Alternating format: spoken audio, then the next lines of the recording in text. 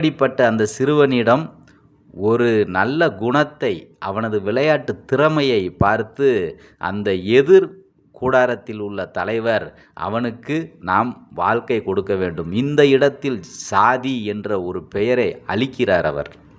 அவர் பின்னால் இருந்து அவரை குத்தி விடுகிறார்கள். ஐயா, அவன் வேறு சாதி என்று. அடே நிறுத்து மடையனே, அவன் திறமைக்காரன், அவனது விளையாட்டு திறமையை மட்டும் பார். சாதி என்பது இந்த மண்ணில் மட்டும்தான், இந்த மாவட்டத்தில் மட்டும்தான். ஆனால் அவன் இந்தியாவையே தூக்கி நிறுத்துவான், இந்தியாவுக்கே பெருமை சேர்ப்பான் அப்படின்னு அந்த எதிர்கூடாரத்தில் இருக்கிற அந்த சாதி தலைவர் அதை கண்டுபிடிச்சி அவனுக்கு பயிற்சி கொடுக்குறாரு.